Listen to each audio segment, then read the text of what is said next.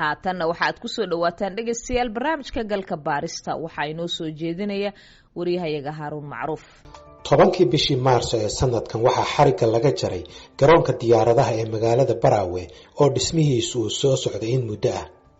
waxaa madaxda dawladda Soomaaliya iyo xubno ka tirsan beesha caalamka ay u boqoleen magaalada Baraawe halkaas oo ay ugu dabaaldegeen munaasabadda ay magaaladaasi markii ugu horeysay taariikhdeeda ku yeelatay garoon diyaaradeed.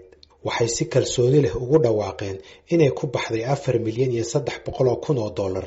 hase yeeshee maalmo kadib farxadda furitaanka garoonka waxaa hadheeyay wararka iyo muuqaalada ka imanaya magaalada Baraawe kuwaasi oo tusinayay dhul ka mid ah barxadda baabuurta la dhigto ee garoonka oo diistay kadib markii ay u adkaysan weysay roob culus oo ku da'ay. maamulka magaalada Baraawe iyo hay'adaha maalgeliyay waxay ku adkaysteen in dhulka diisay uusan ka mid ahayn garoonka. fikradaha taasi ka soo horjeedase waxay muujiyeen in marka la eego lacagta ku baxday ay magaaladu u qalantay garoon laami ah oo ka wanaagsan kan ay heshay. haddaba sidee lagu dhisay garoonka? maxay yihiin caqabadaha laga soo maray? lacagta ku baxday ma lagu dhisi karayay garoon ka tayo fiican? yaa iska lahaa go'aanka ah in garoonku uu noqdo mid jay ah? waa mawduuca barnaamijka galka baarista ee toddobaadkan. garoonka magaalada Baraawe waxaa maalgelisay hay'adda lagu magacaabo Sanduuqa Xasilinta Soomaaliya ama Somali Stability Fund oo ay hay'ado iyo dawlado deeqda bixiya ku jiraan sida Midowga Yurub, Britain, Netherlands, Norway, Sweden, Denmark iyo Jarmalka. maamulka Koonfur Galbeed iyaga waxaa loo xil saaray inay keenaan goobtii laga dhisi lahaa garoonkaasi. inkastoo magaalada Baraawe laga xoreeyay ururka Al-Shabaab bishii Sebteembar 2014 haddana maleeshiyaadka Al-Shabaab kama foga magaalada waxayna si joogto ah weeraro gaadmo ah ula beegsadaan ciidamada dawladda iyo kuwa AMISOM. shirkadda dhismaha iyo maamul goboleedkuba waxay sheegeen in Al-Shabaab ay weeraro joogto ah ku haysay dhismaha garoonka.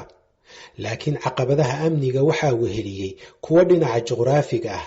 Cabdullaahi Aadan Axmed Black waa wasiirkii hore ee duulista iyo gaadiidka ee maamul goboleedka Koonfur Galbeed. waxa uu galka baarista uga warramay sida uu ku bilowday dhismaha garoonka. waxaan xasuustaa 2016 laga soo bilaabo 11 jeer ayaan helicopter ku tagay aniga kula hadlaaye anagoo raadinaynay oo mar walbana dad aqoon u leh arrimaha aeroboorada aan geynayay dhulku habboon inaan helno. hawshaasu dhibaato badan baan kala kulannay. qalabkii wax lagu dhisi lahaa sidaan ku geyn lahayn muddo dheer ay naga qaadatay. meesha lafteeda oo runtii culays badan hadday noqon lahayd nimanka nabaddiidka ah oo dagaal badan nagula jiray miinooyin noo dhigaayay 7 kilomitir balaas 1 kilomitir oo airportka iyo isu jira ambareesi meesha la yidhaha 8 kilomitir ee meesha magaalada u jirtaa. adiga conflict badan oo aan kala kulannay xilligii aan dhisaynay ayaa waqtiga dib u dhigay. waxaad ka hadashay dhibaato inaad kala kulanteen qalabka iyo sidii loo geyn lahaa wixii lagu dhisayay garoonka. dhibaatadaasna waxay ka imanaysay dhulka iyo meesha la marsiinayo oo amnigu xumaa mise dhinaca badda aad soo marsiinayseen mise ilaalinteeda? bal wax yar iftiimi meeshaas. absolutely labada arrimood tan ugu horeysa qalabkii loo baahnaa oo wax lagu dhisi lahaa oo xamar yiilay oo qolada kambaniga ay haysteen sidii lagu gaarsiin lahaa ayaa dhibaata naga haysatay. sababtay tahay waa xamar iyo Baraawe in loo safro oo jidkaa la maro dhibaato weyn bay ahayd. qolada AMISOM aan la kaashanaynay laakiin way adkaatay in safarka jidka Baraawe iyo xamar isku xiraba in la maraa adkaatay. mar dambe oo intaan hawsha ku dhex jirnay waxaa bilowday in markab xamar wax ka qaadayay markii jidka uu go'ay already oo AMISOM logisticadeeda ay meesha tagi weysay. waxaa bilowday markab yar oo AMISOM ay adeegsanaysay kaasaa haddana waxyaalaha lagama maarmaanka sida shamiindada oo kale ayay qolada kambanigu ay saaranayeen. labadaa dhib way jireen. dhib saddexaadaa jiray oo qolada nabaddiidka ah waxay dadaal badan u gareen miinooyin badan ay meesha dhigeen inaan meeshaas airport laga dhigin oo meeshaas aysan caasimad noqon. dagaal aan kala joogsi lahayn ay nagu hayeen ayaga laftooda. qodob kale oo muhiim ah oo la isku qabtay ayaa ahaa qaabka loo xulay shirkadda dhisaysa inuu ahaa mid lagala tashaday maamulka Koonfur Galbeed iyo in kale. sida uu sharaxayo guddoomiyihii hore ee degmada Baraawe Aadan Cumar Madoobe oo xilliga uu xilka hayay ay bilaabantay shaqada dhismaha garoonka. Aadan Cumar Madoobe oo haatan ah isku duwaha xiriirka degmooyinka gobolka Shabeellada Hoose waxa uu ku doodayaa in isaga laga talageliyay xulashada shirkadda dhisaysa garoonka. Inkastoo saraakiisha kale ee Koonfur Galbeed ay aaminsan yihiin inaysan maamulku wax luga ku lahayn nidaamkii lagu soo xulay shirkadda, aysanna wax ka ogeyn. Horta sidaadaba markii wax la dhisaayo kambariyada waxa la geliyaa wax la yiraahdo tartan ayaa la geliyaa. 12 kambari ayaa tartan loo soo geliya degmadan Baraawe in dhisaan qolooyinkaas. Kambaniga hadda dhisay oo lagu magacaabo Buubaal ayaana ku guuleystay. Laakiin su'aashaydu waxay ahayd shirkadda markii la tartansiinayay qaabka loo tartansiinayo xulista sida loo kala reebayo miyaad ka qayb gashay mise adu lukumaad lahayn? Maya waan ka qayb galay. Nuur Cali Buubaal maamulaha guud ee shirkadda Buubaal Investment waxa uu sheegay dhinaciisa inuu si furan ku helay qandaraaska dhismaha garoonka. Anagu tartanaan galnay maalan 12 shirkadood oo waaweyn oo qaar international yihiin oo Indonesian iyo Emirates iyo ay yihiin ayaa tartan la galnay ayagan ka qaadnay. Marka baadina qandaraaska yaa idin siiyay idinka? Anagu waxaan siiyay qandaraaska Somali Stability Fund. Waa gartay, laakiin maamulka Koonfur Galbeed door miyuu ku lahaa inaad qandaraaska heshaan? Maya. Maamulka magaalada Baraawe ee xilligaas 2017 ama wixii ka horreeyay gacan may ku lahaayeen qandaraaska inaad heshaan? Ma ogeyn ba anagoo soconno aysan ayagana ka warqabin aan meesha ugu tagnay. Hay-adda maalgelisay iyo dowladda Soomaaliya waxay ku doodeen in dhismaha garoonku uu qayb libaax ka qaadanayo dhaqaalaha magaalada iyo inay dhinaca hawada isku furmaan magaalada Baraawe iyo magaalooyinka kale ee Soomaaliya. Xubnaha bulshada ee dhaliilaya garoonkan waxay aaminsan yihiin in marka la eego qaabka loo dhisay uusan garoonkan u adkaysan doonin roobab kale. Hase yeeshee mas'uuliyiinta dhistay waxay dhinacooda qabaan in garoonka loogu talagalay diyaaradaha xamuulka iyo kuwa rakaabka oo qaadi kara ilaa 100 qof. Waxay sidoo kale ku doodayaan in loo dhammaystiray hanaanka biyaha ka moosi lahaa garoonka. Waxaa kaloo su'aali ka taagan tahay in garoonka laga dhigi karayay laami xataa qiimuhuba kor ha u kacee. Hase yeeshee maamulka gobolka, shirkadda dhistay iyo maalgashadayaashuba waxay u muuqatay inay door bidayeen garoon jay ah. Cabdulaahi Aadan Axmed Black waa wasiirkii hore ee duulista iyo gaadiidka ee maamul goboleedka Koonfur Galbeed. Mar walba garoonka inuu jay noqday iyadoo laami lagama fikiraynin sababtoo tahay fanka ay u haayeen markaas oo ay noo sheegeen waxa uu ku filnaa weliba in keliya inta garoonka oo runway-ga ay noo sameeyaan ayaa lacagtaas way ku filnay. weliba dalab baahi kala timid oo hadday noqon lahayd siligii, hadday noqon lahayd terminalkii, hadday noqon lahayd waxyaalihii kale oo airportka lagama maarmaanka ahaa, lacag danbaa lagu daray oo xilligii anigu aan wasaaradda ka wareegay ayaa lacag danba lagu daray. Lacagta markaa jirtay jaaga keliya in lagu sameeyo ayay ku filnay. Marka laamina warkiisa maba jirinba. Waxay dhinacyadaasi ku doodayaan in jaygu uu yahay kan ugu habboon, isla markaana aysan suurtagal noqonin in la saaro laami. Taasise waxay ku adkaatay dadka dhaliilsan inay fahmaan fulinta mashruucan. Mid ka mid ah saraakiisha la socotay dhismaha garoonka waxa uu galka baarista u sheegay in dhismaha dhaba laami ah uu ku kici karay ilaa $9 milyan oo dheeraad ah oo ay la socdaan kharashaadkii qalabka dhismaha lagaga soo qaadi lahaa magaalada Muqdisho. Maamulaha guud ee shirkadda Buubaal Investment oo garoonka dhistay, Nuur Cali Buubaal, ayaan wax ka weydiiyey in marka hore garoonka loogu talagalay jay inuu noqdo iyo in kale. Garoonka inuu laami noqdo go'aankeeda ma idinkaa lahaa? Ma waxaa laydinkula heshiiyey inaad jay ka dhigtaan mise kharashkaa kala go'ay markaasuu jay noqday? wax kala go'ay ma jiraan oo qarasha. Annaga kontraadina la siiyo airportka inuu jay noqdo. Jaygu ugu sarreeyaana ka dhignay.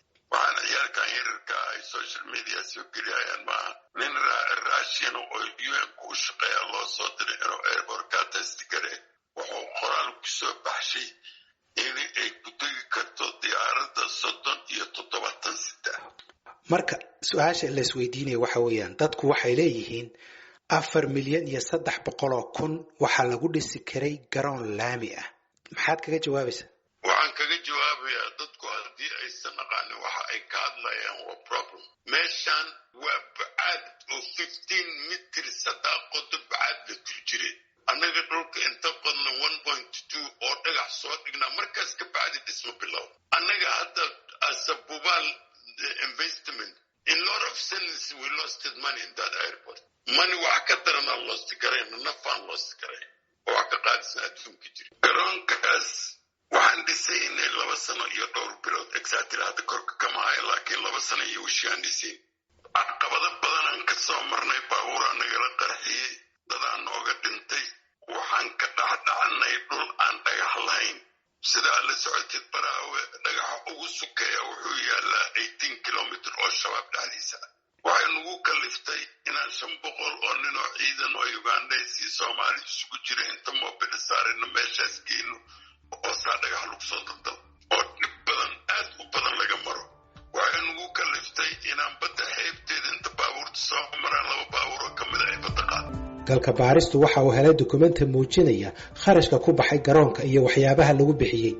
kharashka ugu badan oo u dhigma 23.2 boqolkiiba waxa uu ku baxay buuxinta iyo cabaynta lakabyada isa saaran ee dhulka laga dhisayey garoonka laga bilaabo salka ilaa oogada sare ee dhabaha iyadoo la xoojinayay adkaysiga dhulkaasi uu yeelanayo culayska ku degaya. kharashka labaad ee ugu badan oo ah 17.5 boqolkiiba waxa uu ku baxay in dhagaxa iyo carrada lagu buuxiyo garoonka laga keeno deegaanka lagu magacaabo Empreso. kharashka saddexaad ee ugu badan ee garoonka ku baxay oo ahaa 11.1 boqolkiiba waxa uu ku baxay diyaarinta iyo simista garoonka gaar ahaan dhabaha oo leeg 2 kilomitir iyo 2 wado oo ay ku soo jiireeyaan diyaaradaha iyo goobta diyaaraduhu ku istaagaan ee looga dego ama laga raaco iyo barxadda isku xirta terminaalka iyo dhabaha diyaaradda. lacagta ugu yar oo ahayd 3 boqolkiiba waxay ku baxday calaamadaynta dhabaha garoonka iyo cirifyadiisa. mas-uuliyiintu waxay kaloo sheegeen in asal ahaan qandaraasku uu dhigayay in dherarka dhabaha diyaaradaha ee garoonkaasi uu noqdo 1.6 kilomitir balse ay goor dambe midowda Yurub codsadeen in la dheereeyo lagana dhigo 2 kilomitir si ay ugu degi karaan diyaaradaha waaweyn ee C-130 ee tasiilaadka u wada ciidamada AMISOM.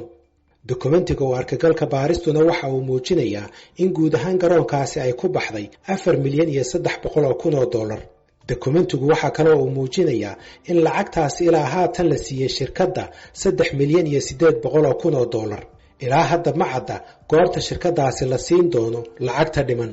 waxaa qorshaha garoonka ka maqan waxay ahayd sababta ay mas-uuliyiinta iyo maalgashadayaashu uga istaageen inay 2 milyan oo dheeraad ah bixiyaan si garoonkan dhibta badan laga maray looga dhigo laami. inkastoo goobta diistay ay ahayd barxadda baabuurta la dhigtay ee garoonka horteeda sida uu galka baaristu ka ogaaday ilo kala duwan, haddana arrintaasi waxay abuurtay walaac ah in maadaama dhulka uu garoonku ku yaallo uu jilicsan yahay intaasi ay bilow u tahay cillado kale oo ka soo socda garoonka. guddoomiyihii hore ee degmada Baraawe Aadan Cumar Madoobe isagu waxa uu sheegay inuu ku qanacsan yahay inay magaaladu yeelato garoon. horta sideedaba markii oo lambar 1 aad heshaa 10 ku fikiri kartaa. Baraawe sida aan ka warqabno xaawi aadan ilaahay markii abuuray iyo hadda garoon Maxamed Siyaad Barre dawladdiisa dawlad caalami ah ama garoon loo helo haddeer inay garoon hesho horta annaga aad ugu faraxsana ka aniga ahaan waa ku faraxsana. garoonkaas allay lehe wixii lagu bixiyay qasaarad ay keeneen aniga ma oran karo. aniga waxaan oran karaa ka aniga ahaan garoonkaas baaqna waa u dirna dawladda Soomaaliya hadda ka hor ra'iisul wasaaraha haddeer markii ugu dambeysay xiriga ka jaraan uu noo ballan qaaday midowga Yurub lacagta bixiyeen way noo ballan qaaday inay laami noo saarayaan kumbartay taqabna garoonkaas annaga. Nuur Cali Buubaal maamulaha guud ee shirkadda Buubaal Investment ayaa isagana aan hordhigay qodobkaasi ku saabsan dhamaystirka garoonka iyo hadalka uu sheegay guddoomiyihii hore ee degmada Baraawe Aadan Cumar Madoobe. airportka meeshu ku yaala diyaaradii waa ku degoohayaan dadku inta tagaana soo arkaan waa mid kale annaga shirkadaana siisay kontraad.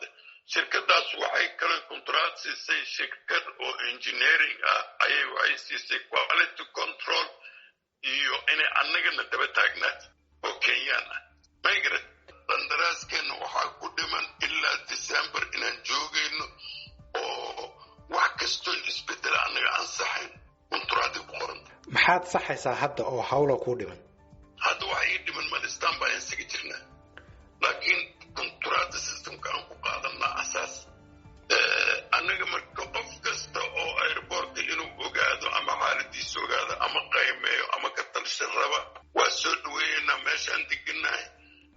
dhaweeyeynaa meel kasta oo airbortka ka mid aan tusayna. mas-uuliyiinta maamulka koonfur galbeed waxay sheegeen in shirkadda dhistay garoonka ay weli ku sugan tahay magaalada Baraawe kadib kormeerkii ugu dambeeyey ee lagu sameeyey garoonka 15 bishii Maarso ee aynu soo dhaafnay. waxay sheegeen inay shaqadoodu tahay inay dhammaystiraan wixii cilado ah ee soo baxa oo ay ku jirto inay ka shaqeeyaan xaqiijinta sidii biyaha looga wada moosi lahaa garoonkaasi, gaar ahaan dhulka u dhow terminaalka iyo wadooyinka aada garoonka. هارون معروف ayuu kaasi ahaa oo soo jeedinaya soona diyaariyay barnaamijkaasi galka baarista oo halkaasi aad ka dhageysanaysaan waa idaacadda galabnimo ee VOA Washington.